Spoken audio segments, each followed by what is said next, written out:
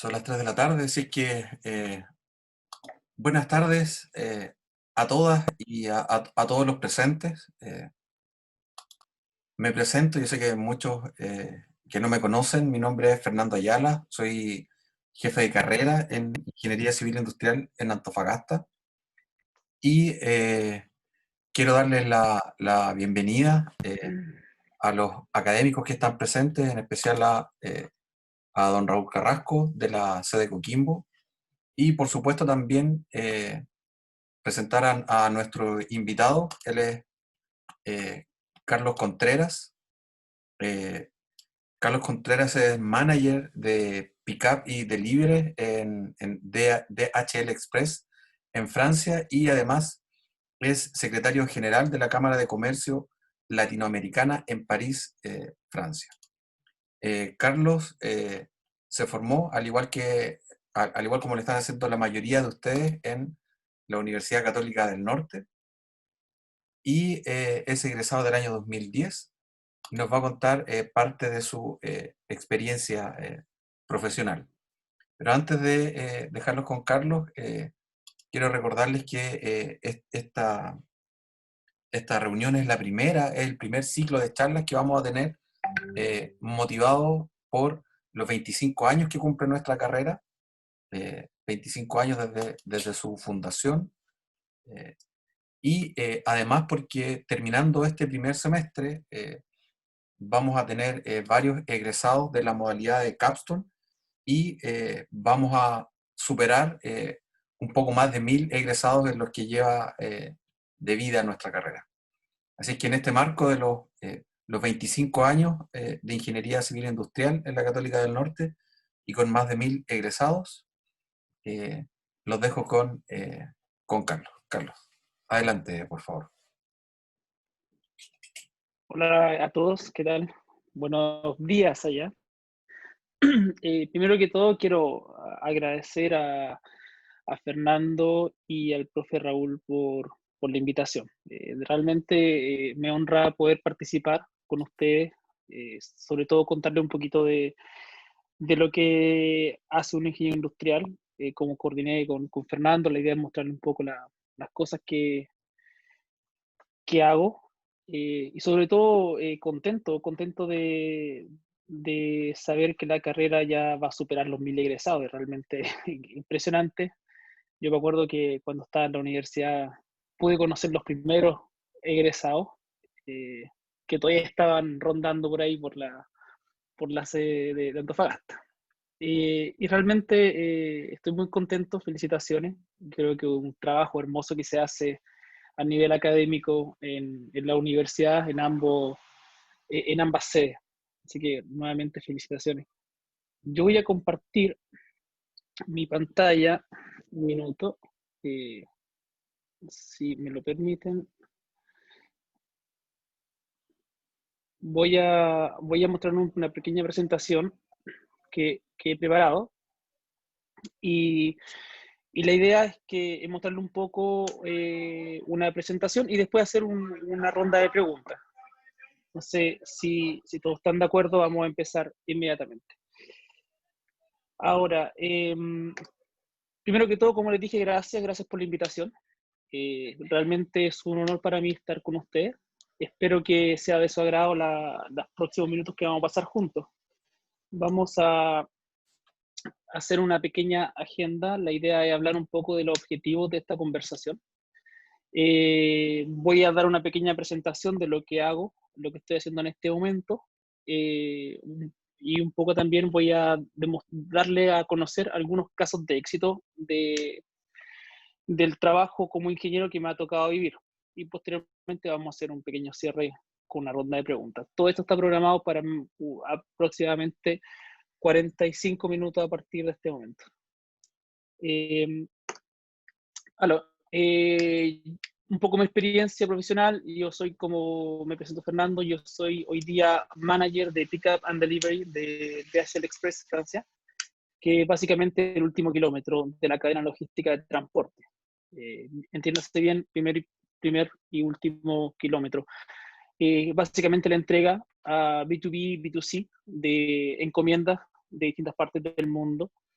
es la región de París. Eso quiere decir la parte la parte central de París y también la parte sur de Île-de-France, que viene a ser como la región metropolitana, ¿okay?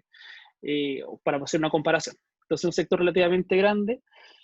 Hoy día contamos con más de 70 rutas en delivery normal y pudiendo llegar a un centenar para la temporada de fin de año.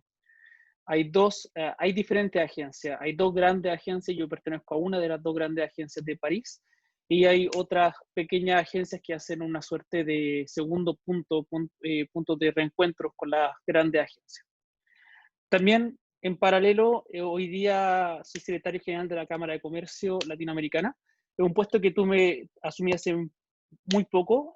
Partí como delegado para Chile y hace poquito, hace un par de semanas, me nominaron secretario general de la Cámara de Comercio. Una actividad principalmente de networking, de conocer los distintos actores comerciales latinoamericanos que hacen negocio acá en Francia, y la actividad básicamente acompañarlos y generar actividades de reencuentro culturales, actividades económicas que permitan el desarrollo de distintos negocios. De formación, bueno, evidentemente ingeniero industrial, por eso estoy acá, de la Universidad Católica del Norte, y después realicé un diploma en Monterrey, México, de excelencia operacional. Mi carrera profesional, pues la pueden ver un poco en LinkedIn, he pasado por distintas cosas, partí en un laboratorio clínico, después pasé al Ministerio de Salud y después pasé a la TAM, donde comencé mi carrera un poquito más la parte de logística. Y desde entonces, desde el año 2012, he estado en la parte más enfocada en logística. Tuve un breve periodo de desarrollo de un trabajo independiente y posteriormente me establecí en París a partir del año 2017 y comencé a trabajar en la Cámara de Comercio y entré a partir del 2018 en DHL Express. Voy a continuar. Mi experiencia en la carrera, bueno, quiero hablarles brevemente de esto. Creo que es importante mencionarlo, pero no es el objetivo de la presentación. La experiencia en la carrera, creo que como todos los estudiantes, en un principio es agotadora, abrumadora. Hay muchas cosas que estudiar, que aprender, pero yo puedo resumirlo en algo bastante simple. Fue una experiencia muy agradable, conocí mucha gente. La carrera a veces no es tan clara en lo que uno va a llegar a hacer en el futuro, porque es difícil verlo. Sin embargo, es realmente un abanico de posibilidades de desarrollo, y eso hay que entenderlo de esa manera. Luego, la especialidad de cada uno, la especificación de cada una de nuestras tareas va a depender también un poco del azar y de la vida profesional de cada uno. Yo creo que eso lo podemos hablar un poquito más al final si ustedes tienen dudas. Pero en general, yo creo que fue uno de los mejores años de mi vida, la formación dentro de la carrera. Yo les quiero presentar un poco qué es lo que hace un ingeniero, o qué es lo que he hecho yo como ingeniero industrial mediante 3 casos de éxito. Y estos 3 casos de éxito yo los focalicé en 3 casos, en 3 objetivos diferentes, enfocados hacia el proceso, enfocados hacia los modelos de negocio y enfocados hacia la parte de costo. Voy a presentar estos casos con una metodología que hace algunos años aprendí a utilizar, que es bastante práctica, se llama STAR. Básicamente es un acrónimo de definir la situación, las tareas, las acciones y medir también los resultados. Segundo, que no, ahorita. Entonces, vamos a definir un poquito las situaciones para detectar las oportunidades de las mejoras que se pueden hacer, definir las tareas o el objetivo que uno tiene que llegar, las acciones que se llevaron, que fueron necesarias para cumplir esas tareas, y evidentemente les voy a mostrar un poco los resultados que se hicieron. Entonces, vamos a partir por disculpen que está en inglés esta parte, porque en realidad lo saqué desde otras presentaciones que tenía ya hechas. La primera parte es la parte de la implementación de un proceso Lean en los aeropuertos de Antofagasta e Iquique en en LAN Airlines. Este fue un proyecto del año 2012. Teníamos una situación bastante compleja en LATAM, que era básicamente que las cargas prioritarias que llegaban en importación a los dos aeropuertos principales del norte de Chile llegaban siempre con un retraso considerable y eran muy complicado hacer un trabajo de segregación y posteriormente preparación para los clientes. El principal cliente era Chile Express y por lo tanto para ello era bastante complicado esperar estas cargas. Teníamos cargas prioritarias en las cuales el 90% de las veces no cumplíamos los tiempos establecidos con el cliente. Y eso nos significaba $80.000 al año que estaban en alto riesgo comercial que debíamos asegurar. Básicamente la acción era, tuvimos que generar un nuevo proceso Lean que pudiera dar garantías de que el tiempo de entrega de la carga prioritaria y no prioritaria fuera en el tiempo que le habíamos prometido al cliente. Y la coordinación, las tareas básicas eran una identificación visual de las prioridades, aumento de la carga, la eliminación, consolidaciones de los dobles procesos entre el aeropuerto y el hub que tenía Chile Express, y la entrega directa al cliente en la plataforma. ¿Qué es lo que hicimos? Básicamente, rompimos un poco la caja, salimos un poco de la caja para pensar. Pensamos en que una segregación, una preparación por parte de nosotros del aeropuerto, o dígase, tener el control absoluto de la operación, es una de las mayores ineficiencias que podía tener la aerolínea. Entonces, ¿qué es lo que hicimos? Fue formar a nuestro proveedor en todos los procesos aeronáuticos del transporte de carga. Esto nos permitía integrar en la cadena de valor al cliente final, que es lo que nos permitió meter básicamente la operación de Chile Express adentro del aeropuerto de Antofagasta y de Iquique. De esta manera no necesitábamos procesar las encomiendas dentro del aeropuerto y ellos no necesitaban tampoco procesar las prioridades dentro de su hub, porque ya venían segregadas al momento de la descarga del avión. En una segunda etapa lo que hicimos fue pasar también el proceso de preparación y diseñar un proceso de preparación con ellos. El resultado de poder eliminar el proceso de segregación dentro de los aeropuertos nos permitió mejorar los tiempos en un 80% para las cargas prioritarias y para las cargas no prioritarias en un 52%.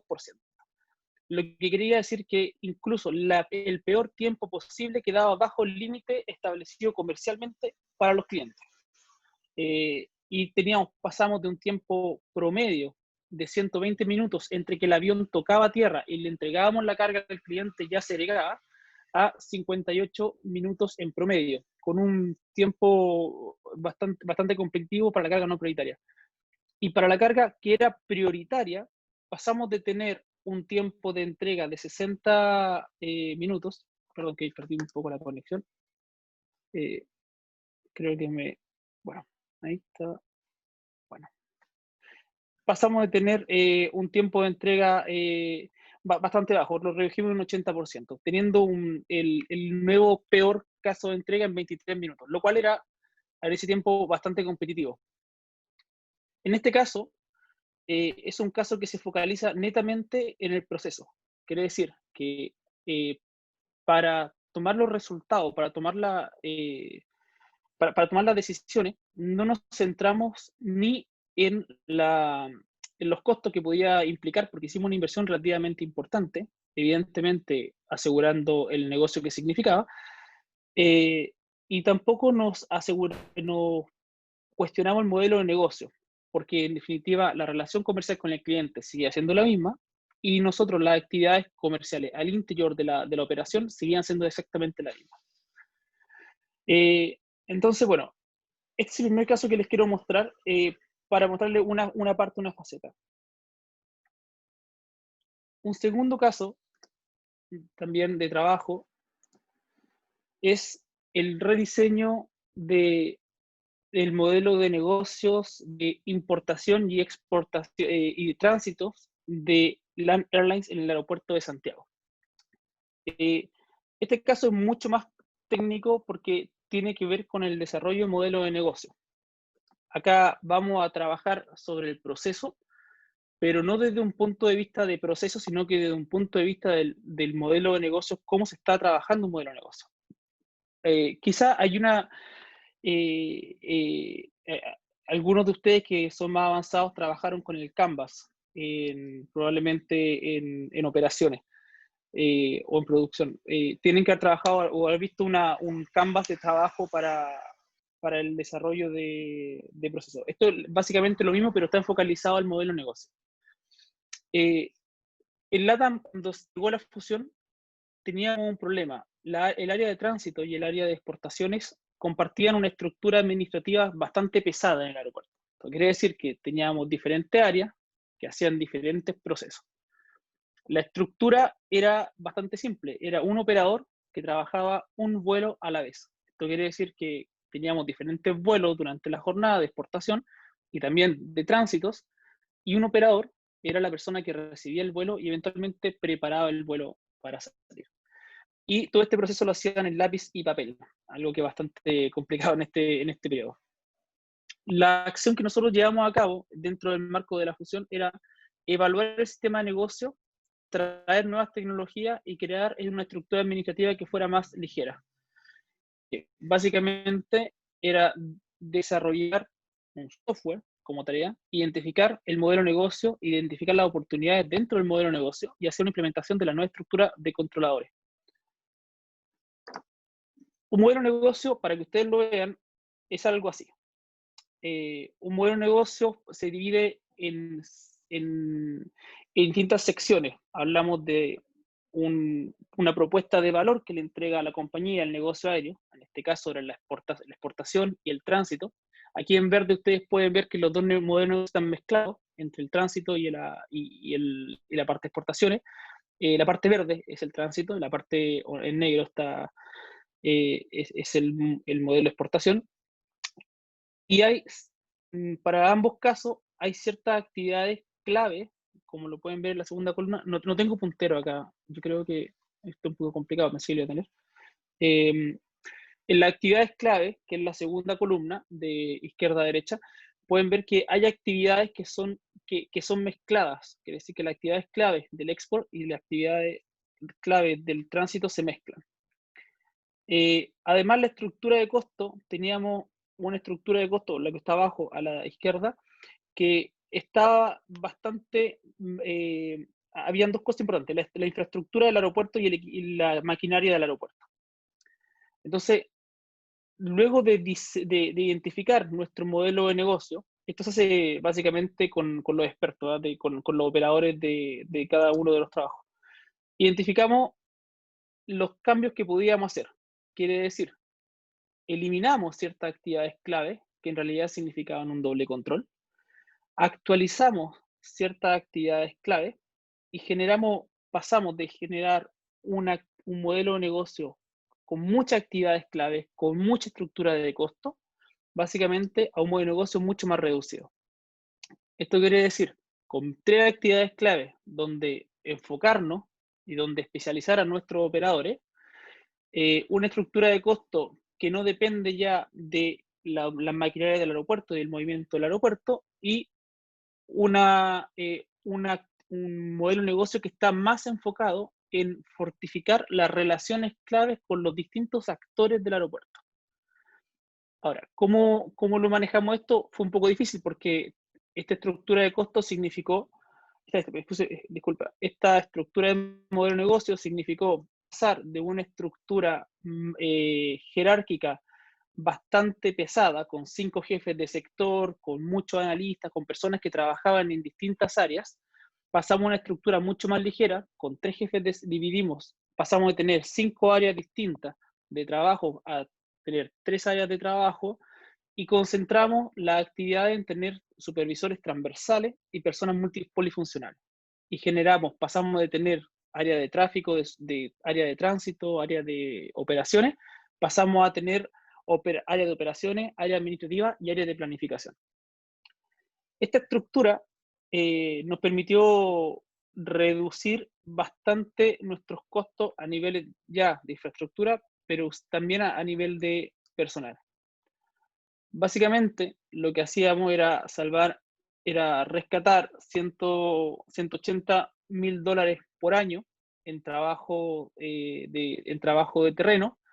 Aumentábamos la eficiencia de trabajo nuestros operadores en un 27% y aumentamos la eficiencia económica, quiere decir, de cada dólar que se pone en una carga, en un 25%.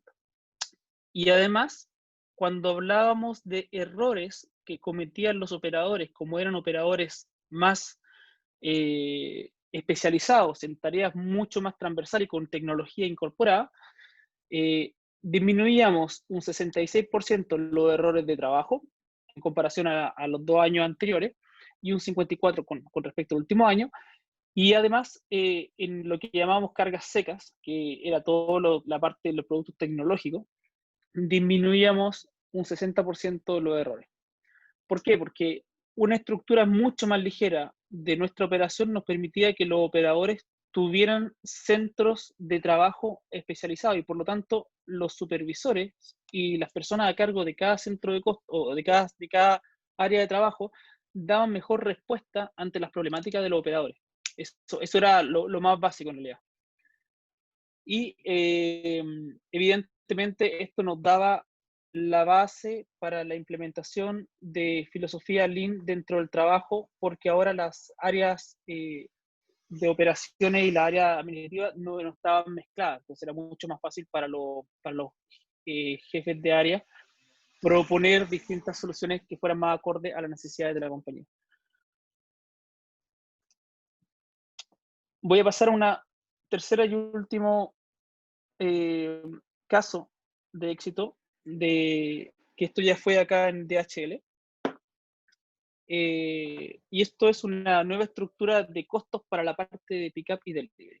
Y este caso ya no se basa ni en el proceso, ni se basa tampoco en el modelo de negocio, sino que se basa directamente en los costos. Acá en Francia teníamos un gran problema, que cuando yo llegué acá a DHL, todos los contratos que estaban hechos para las partes subcontratistas, entiéndase que un 80% de Francia está subcontratado en la parte del delivery, no teníamos el control del costo porque el costo lo tenía el subcontratista. En realidad había unos contratos que no estaban muy bien estandarizados y también ciertos servicios que no estaban muy claros. Básicamente no teníamos capacidad de negociación con los proveedores para respecto a los costos que teníamos en cada ruta. Bueno, la acción era clara, la acción era tomar el control de los costos. Los costos eran la base, teníamos que evidentemente tomar el control de nuestra operación y de nuestros costos. Y hacer una evaluación de los costos que estábamos llevando a cabo en nuestra operación. Ahora, una cosa importante también era conocer el mínimo de beneficio que podía tener un contratista, también para saber hasta qué punto podíamos llegar a una negociación eventual. Y saber cada una de las rutas cómo se iba moviendo. Y evidentemente conocer cada contrato con los proveedores y negociar los precios para o bien crear una licitación pública. Las tareas que nosotros definimos en este caso fueron entrenar a nuestros jefes de área en la nueva filosofía de costos, de tal manera que ellos tuvieran más conocimiento de cómo se tenían que llevar a cabo el control de la parte de costos. En definitiva, una primera línea mucho más capacitada. Cambiar el focus de los jefes de área en costos y servicios. Básicamente ellos tenían que pensar en costos y servicios y no pensar tanto en la parte de proceso. Y meter como nuevo proceso, crear un control diario de costos versus el contrato. Esto no significa meter una persona extra. Y hacer una evaluación diaria de la eficiencia de cada ruta, de tal manera de poder saber si es que efectivamente esta ruta estaba siendo eficiente o no. Básicamente empujar a la eficiencia de cada ruta y negociar cada contrato. Con estas simples acciones de cambiar la mentalidad del jefe de sector y darle el poder de poder decir no, y no, de una manera también formarlo en la parte del control de contrato, nos llevó a, tener una eficiencia en los primeros 6 meses de 167.000 euros en solamente la parte de ruta y 11.000 euros por mes de reducción de costo implícito a la entrega por delivery. Y además saber efectivamente cómo cada uno de los actores integraba la estructura de costos. Sabíamos quién nos costaba más caro que otro. Para darle un poco la idea, esto solamente se hizo en mi agencia, quiere decir la parte que mide París más la parte sur, pero son dos agencias que son la más grande en Ile-de-France y esto lo estábamos replicando en este momento a toda la región. Esto nos llegó a disminuir en el periodo más crítico del año cerca de un 8%, disculpa, un 6,8% el costo por cada parada o cada entrega que hacían los repartidores. Si eso lo multiplicamos por 4.000 entregas diarias que hace una agencia como la nuestra, es mucho el costo. Entonces, esta eficiencia de costo es solamente un costo para empoderar un poco a nuestra primera línea de costo. Así que, bueno, ahora, esto es un poco lo que les quería mostrar con respecto a la parte de casos de éxito de implementación. Yo les quiero hacer un poquito una reflexión, volviendo un poco a lo que a lo que hablaba al principio, y después les voy a dar la palabra para que tengan alguna duda y podemos generar un poquito una discusión. Si ustedes se fijan, estos 3 casos de éxitos son eficiencias encontradas sobre los procesos, pero con distintos focus. Y esto es muy importante porque, en definitiva, distintas herramientas que uno va aprendiendo durante la carrera nos permiten tomar distintos puntos de vista para un mismo problema y lo podemos atacar de manera distinta para encontrar, evidentemente, las soluciones necesarias. A veces es un poco difícil verlo cuando uno ve la malla curricular y ve que teníamos un poco de todo dentro de la malla curricular. Nosotros decíamos que éramos un mar de conocimiento con 1 metro de profundidad. Pero eso nos permite a nosotros tener una visión general de los problemas que nos podemos encontrar y aplicar distintas soluciones a la medida. No sé si Fernando, si tú quieres pasar a la parte de preguntas, yo les dejo la palabra a ustedes. Sí, no hay ningún problema, Carlos. Muchas gracias por tu exposición muy clara, ¿cierto? Muy buenos los proyectos que realizaste y tenemos un gran número de estudiantes de pregrado conectados. Acá tenemos a más de 70 participantes. Entonces, me gustaría que las personas que quieran hacer alguna pregunta puedan habilitar su micrófono, pueden hacerlo desde ahora y hacerle cualquier pregunta a Carlos. Si alguna o alguno de ustedes se siente más cómodo escribiendo, la pueden hacer aquí, me la pueden hacer en forma interna en el chat y yo la puedo leer para que Carlos nos pueda responder. ¿Puedo preguntar yo, Carlos? ¿Cómo estás? Hola Pablo, ¿qué tal? Buenos días. De la vida. Te conocí en LAN ahí en el aeropuerto transpirando. ¿Ah? Eso me Sí, impresionó. el calor. Cuando te conocí yo no fui profesor tuyo, pero me impresionó una cosa, ¿no? No quiero halagar aquí delante de todos a tu persona, pero se veía un hombre como vibrante, con el trabajo que tenía entre manos. Yo te quiero preguntar, ¿es muy importante la ilusión profesional en la vida del trabajo? Ilusión, no sé si entiende la palabra, entusiasmo, bueno, puede entrar la rutina, lógico, a todos nos pasa, pero la ilusión, no perder la ilusión. ¿Qué le puedes decir a nosotros también, que llevamos años trabajando, y a los que van a empezar a tener una labor profesional después de titulado, sobre este tema, la ilusión? Claro. Yo creo que la ilusión es importante siempre. yo me acuerdo hace mucho tiempo atrás, estuve leyendo un libro de Carl Sagan que hablaba sobre la ilusión y la diferencia entre la ilusión y el presente. O en realidad decía lo que quiero ser y el presente. ¿Cierto? Lo que quiero ser, o esa ilusión, podríamos decirlo, y el presente hay un camino a recorrer. Ese camino a recorrer, básicamente, lo recorro con motivación. La motivación la va a dar, qué es lo que, digamos, qué tan cerca yo veo mi proyecto futuro, qué tan claro lo veo. Y de otra parte, hay un retroceso, que es la ficción implícita que es las distracciones que uno tiene, las ineficiencias que va creando.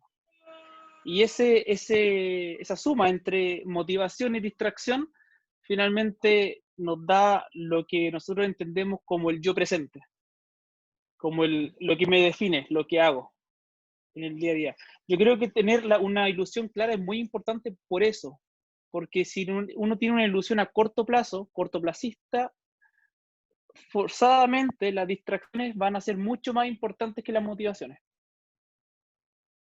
Y en esa suma, al final, corro el riesgo de estancarme.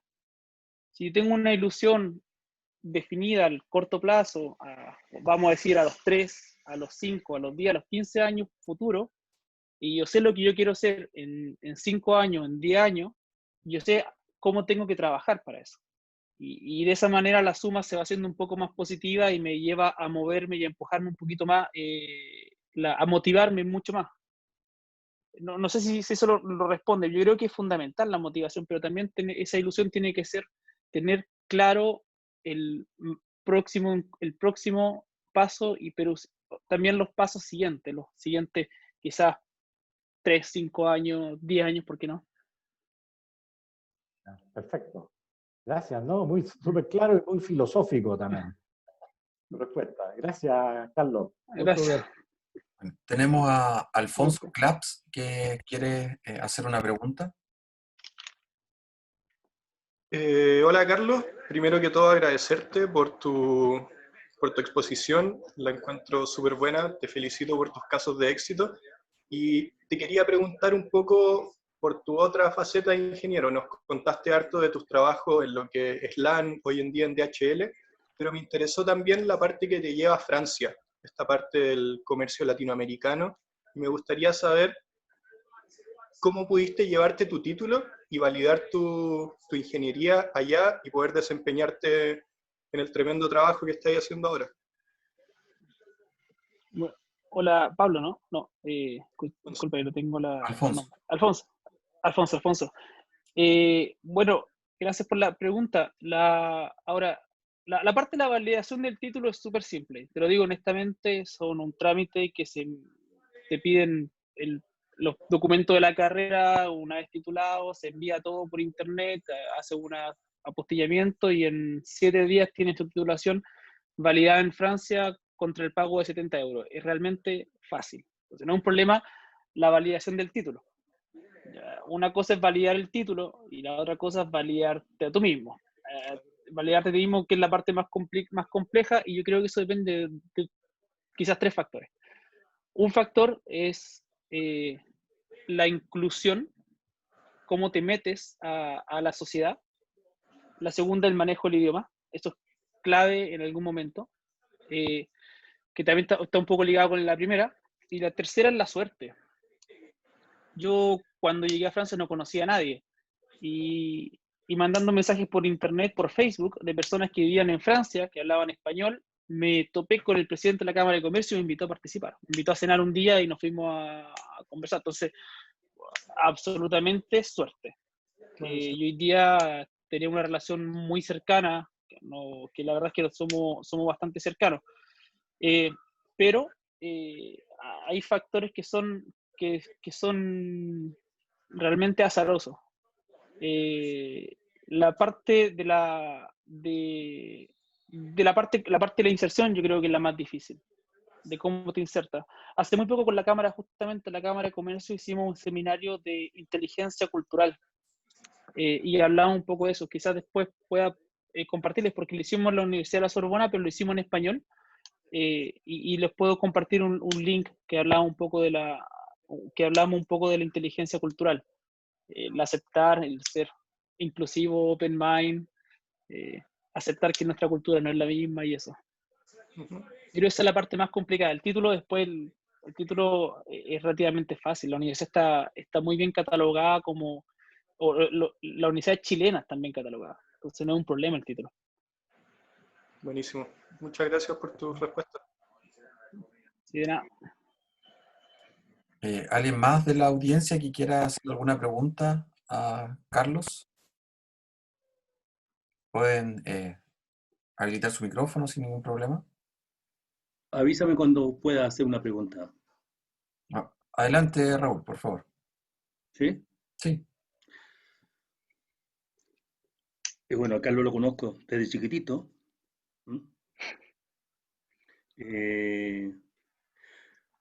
Yo no sé si en tu época, Carlos, ya teníamos implementado el sistema de tutores, ¿o no? De estudiantes de primer año. Sí, sí, ¿Sí? profe, lo teníamos, sí. Yo, Sí. sí, yo pertenecía a la generación cuando yo entré, que fue la primera vez que se implementó, si es que no me equivoco. Ya. Si no fue la primera, fue la segunda. Bueno, Cuando yo estaba en primer año. hoy día seguimos haciendo eso, le llamamos el sistema de padrinos, porque en Antofagasta me han copiado, en la universidad me han copiado el nombre de tutores, entonces me lo han desprestigiado, así que por eso le llamamos ahora sistema de padrino y ahijado. Oye, Carlos, yo te quería preguntar cosas no relacionadas con tu estudio durante tu permanencia en la universidad, sino que preguntarte qué cosas crees tú que te marcaron durante tu estudio que son extracurricular. Eh, yo te conozco cosas, el Aikido, eh, eh, eh, tu liderazgo en algunas cosas, eh, a nivel de centro de alumnos. Te recuerdo también a un Carlos Contreras revolucionario, ¿cierto? Con un subido arriba una camioneta en la parte de atrás, con un amplificador, con música a todo chancho o diciendo cosas a todo chancho alrededor de la universidad. Eh, eh, Cuéntanos un poco aquellas cosas que crees tú que te han marcado en, en tu vida, digamos, que han servido, han sido útiles para formarte. Uf, harto. Yo creo que harto. Yo creo que si lo puedo resumir en algo, efectivamente, hacer vida universitaria. Yo tuve la oportunidad de, como bien decía profe, yo tuve a un tutor cuando yo entré. Eso también ayuda harto. Yo llegué sin conocer gente de Antofagasta, yo venía llegando de Santiago, no conocía a nadie, no tenía amigos en la ciudad. Y Carola Méndez, que hoy día es profesora en la carrera, fue mi tutora cuando yo todavía estaba estudiando. Carola. Sí, Carola fue mi tutora cuando yo llegué. ¿Y qué cosas me marcaron? Bueno, la participación, yo creo. Yo tuve la suerte de poder participar mucho en la universidad. Como te había dicho, fui presidente del centro estudiante, antes fui ayudante de varios ramos, distintas cosas, estadística, de producción, de teoría de sistema,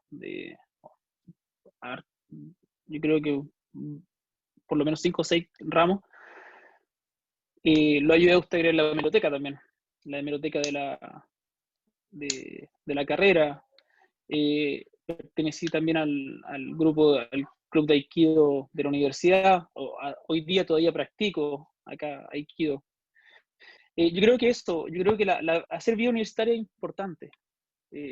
Uno es buen calculista hasta llega una calculadora, un computador, un software de inteligencia artificial que va a calcular mejor que nosotros. Y hasta ahí vamos a llegar los calculistas o las personas que hacemos ingeniería.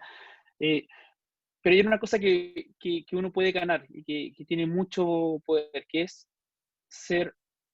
involucrarse en la carrera. Eso ayuda a generar redes de contacto, aprender a desenvolverse, a tener ideales. Los ideales son importantes, después uno los puede aplicar como quiera en la vida, pero los ideales son importantes.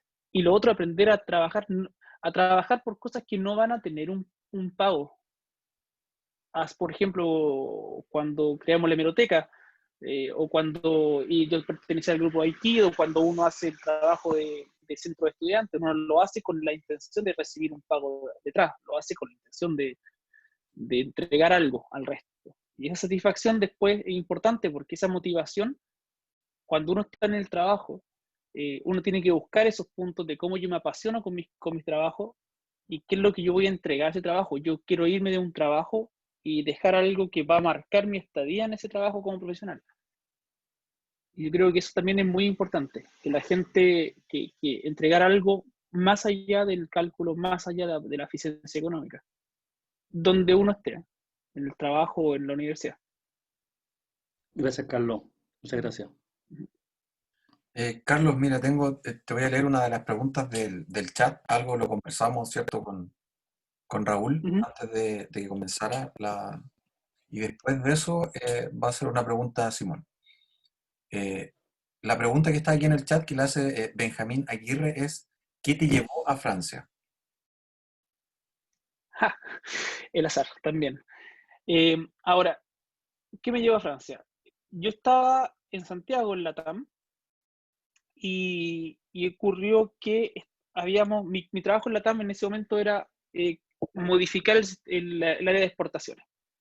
Y en algún momento me encontré que cuando terminé mi proyecto, la TAM había terminado la parte de la fusión entre LAN y TAM y se había reestructurado toda la gerencia.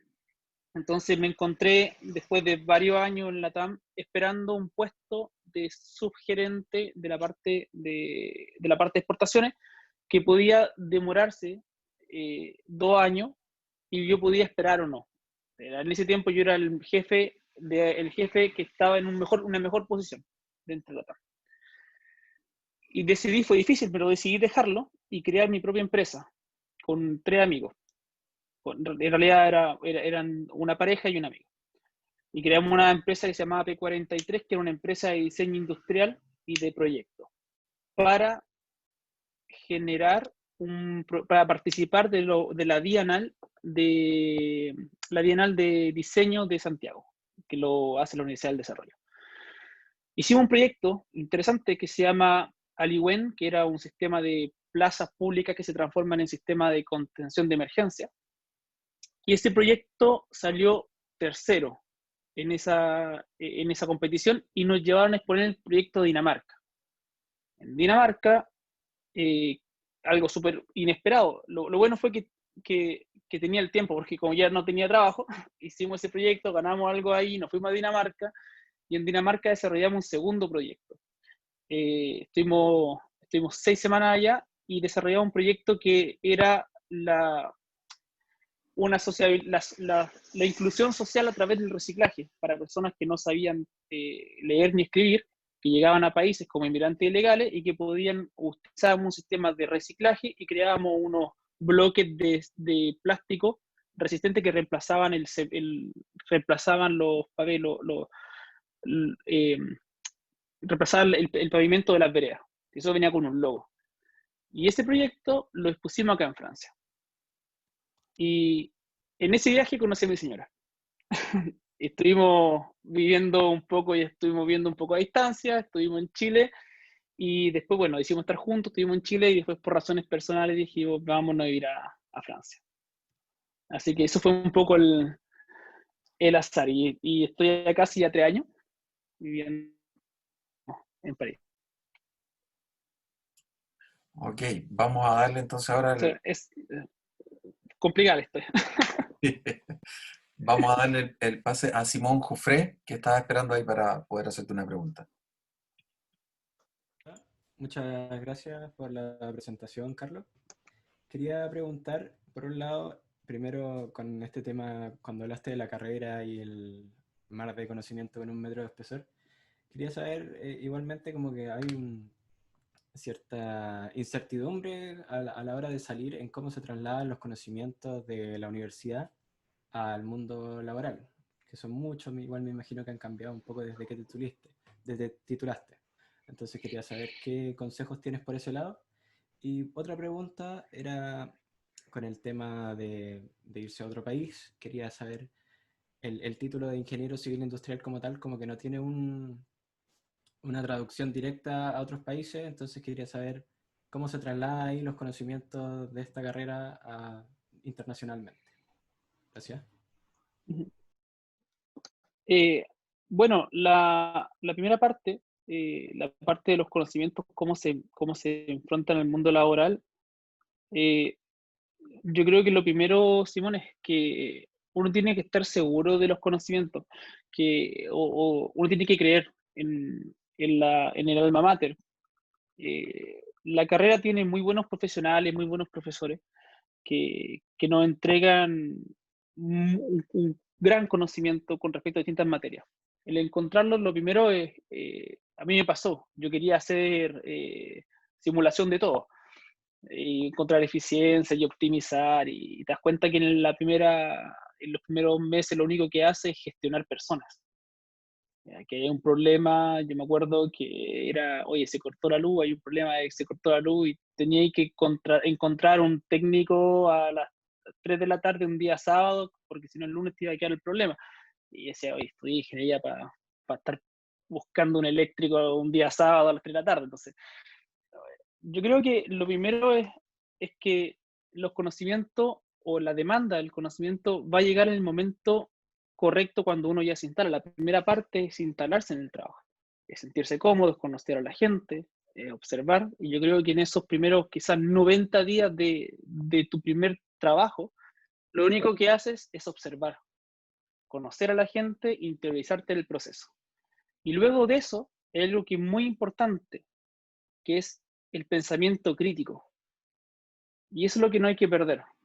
Yo no me acuerdo en dónde se hablaba de eso, pero el pensamiento crítico es clave. Y una vez que eres capaz de mirar el proceso, entenderlo y pensar críticamente, podemos mejorar esto otro, recién comienzas a ver dentro de tu portafolio de estudio qué es lo que puedes implementar. Por eso hablaba que, por ejemplo, en esto que yo veía, que mostraba estos casos de éxito, son 3 maneras distintas de abordar distintos problemas, pero son vías diferentes. ¿Qué es lo que te están pidiendo? ¿Qué es lo que necesitas? ¿Qué es lo que es más conveniente? Atacamos directo el costo, atacamos el proceso, atacamos el diseño de negocio. ¿Qué es lo que queremos atacar? Después la experiencia te da esa habilidad para hacerlo más fluido, pero el pensamiento crítico es clave, y después de eso, una vez que uno piensa, uno comienza a encontrar la solución. Si no, es colocar la carreta delante de los caballos. Y con respecto a la parte de título, no sé si me lo puedes repetir, Simón, la parte del título. Quería saber, a mí me interesa bastante el tema de quizás trabajar en otro país, y quería saber, porque la traducción directa como de la carrera de Ingeniería Civil Industrial es como solamente Sí. chilena, no hay como un convenio, una traducción directa. Quería saber cómo se trasladan los conocimientos o las competencias de esta carrera de manera internacional. Mira, de manera internacional no lo sé, yo sé el caso de Francia. La carrera es una carrera de ingeniería industrial, y el sistema acá es distinto. Acá lo que se miden distintos niveles de estudio, que eso es homologable a toda Europa. Nuestra carrera es catalogada en BAC plus 5, BAC 5, que es como una carrera de pregrado con una especialización de máster. En este caso, en mi caso, porque yo estudié 6 años, en máster 2. No sé si en el caso de la nueva malla puede ser similar o no. Y la traducción y la especificación es realmente simple, un trámite que se hace directamente con una universidad nacional, en este caso la Universidad de la Sorbona, que hace las suertes, por ejemplo, como lo que hace la Universidad de Chile con el examen de los médicos que vienen de otros países, una aceptación general. Entonces, no tienes que dar una prueba, no se hace nada, eso solamente es validarlo y ya está. Ahora, conviene validarlo cuando quieres hacer estudio. Después, validarse acá es difícil, porque tú puedes tener tu título validado por la Universidad de la Sorbona, pero eso no quiere decir que todo el mundo te va a decir, tú eres ingeniero y conocido por todos lados. Después viene un poco la preferencia por los locales, y eso pasa. Pero la validación es bastante simple, y es el grado de estudio. Acá te puedes presentar como ingeniero industrial, no hay problema, tu título lo demuestra, pero no se preocupan tanto del nombre de la carrera. En realidad es ingeniero industrial, y así lo van a conocer en todos lados. Por lo menos yo incluso creo que en mi currículum o en mi carta de presentación me presento como ingeniero industrial. No presenta problema, porque si no genera ciertas confusiones que, eres civil, y no entienden muy bien. Gracias. Oye, bueno, nos queda tiempo todavía para algunas preguntas. Voy a continuar con la siguiente pregunta del chat. Y preguntan, Carlos, por los cursos post-titulación, los que duran máximo 3 meses, para especialización en algún área. ¿Los recomiendas considerando el costo y el tiempo? ¿O es mejor enfocarse 100% en conseguir experiencia profesional al momento de salir al campo laboral? Es una buena pregunta. Mira, yo he hecho varios cursos pequeños. Yo hice un solo diplomado que me duró 1 año, que fue interesante en ese momento porque lo hice a necesidad en realidad. Yo siempre pensé que estudiar inmediatamente después de salir de la carrera va enfocado quizá a las personas que tienen intenciones más académicas. Hay gente que trabaja como yo, que va buscando los títulos, va buscando las herramientas a medida que se va desarrollando. No quiere decir que una sea mejor que la otra, es solamente que en mi caso yo no sabía muy bien dónde me iba a especializar. Partí en un laboratorio clínico y terminé en una línea aérea en Chile. Entonces, es difícil saber qué es lo que va a pasar. Yo recomendaría esperar un poco para saber las nuevas oportunidades que van llegando. Los cursos son buenos a medida que los necesitas. No juntar cursos que no vas a ocupar no tiene ningún sentido, a no ser que tú quieras tener una carrera académica y te vayas desarrollando en cierta área. Yo hice un diplomado porque en ese momento me parecía necesario. Hoy día también estoy postulando a otros estudios porque creo que en este momento de mi vida es necesario. Pero títulos por hacer títulos, si no lo vas a necesitar, si estás trabajando, no sé, en ferrocarriles y quieres hacer un estudio relacionado con la parte del transporte, es bueno. Pero si quieres hacer un estudio, un curso de 3 meses para la bioestadística, no sé si sea tan necesario. Sí, depende mucho. Yo recomiendo que sea en base a la necesidad de la realidad de cada uno. Ok, tenemos la siguiente pregunta, es de Sebastián Huanchicay, y dice que es una pregunta de carácter más personal. ¿Cómo te sentiste la primera vez que saliste de la U o que comenzaste a trabajar? Interesante. La verdad es que yo me sentía bastante bien. Me tuve la oportunidad de estar trabajando ya, compartiendo un poco entre trabajo y estudio. Entonces no era nada nuevo trabajar ni tener un jefe.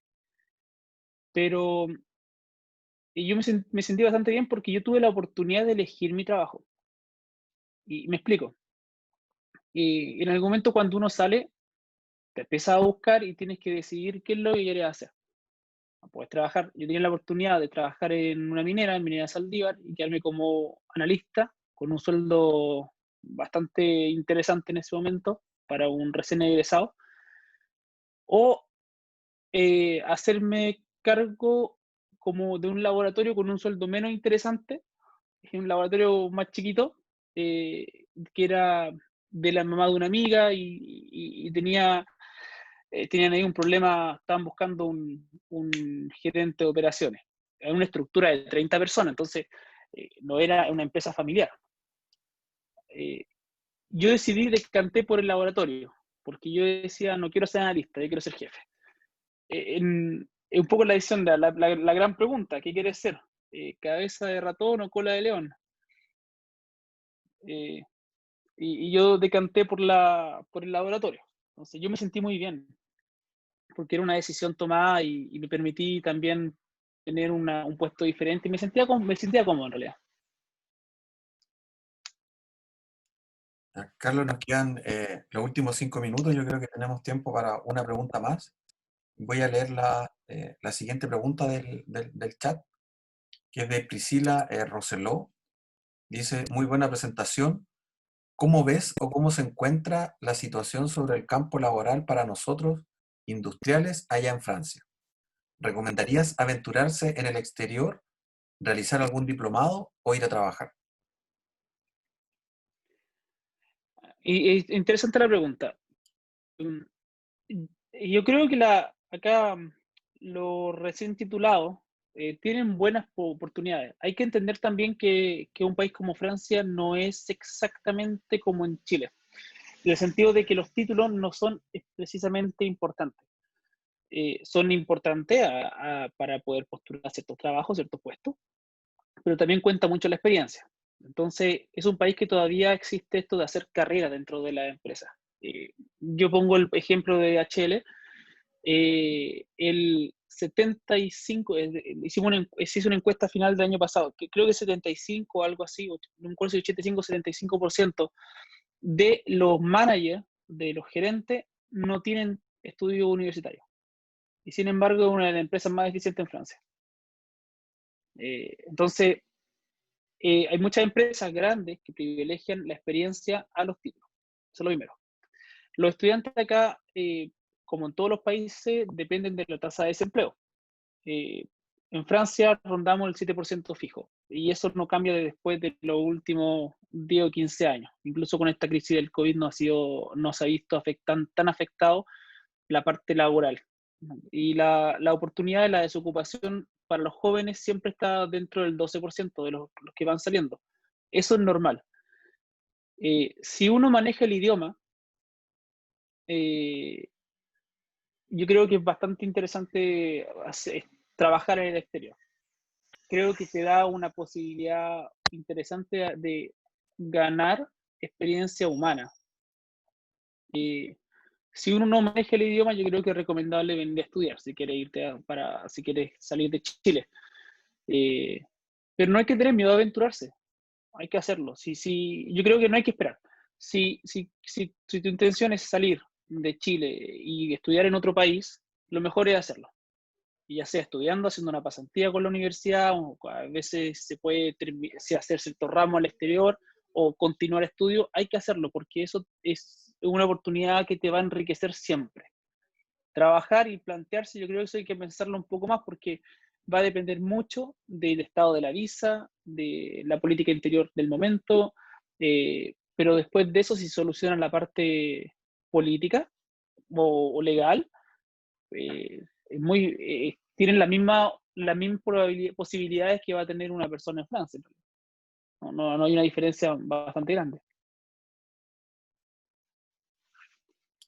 Ok, muchas gracias, Carlos. Uh-huh. Estamos en el tiempo ya de este encuentro con egresados destacados. Quiero nuevamente agradecer tu buena disposición y el tiempo que nos has dedicado para compartir con nuestros estudiantes. Sé que acabas de salir de vacaciones, así que tengas un muy buen y reponedor descanso. Y muchas gracias, Carlos. Les recuerdo que la presentación va a estar disponible en la página Industrial UCN, en la sección de seminarios, y va a estar el video ahí para que lo puedan revisar posteriormente si así lo desean.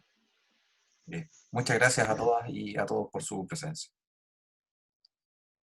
Muchas gracias. Muchas gracias por la invitación.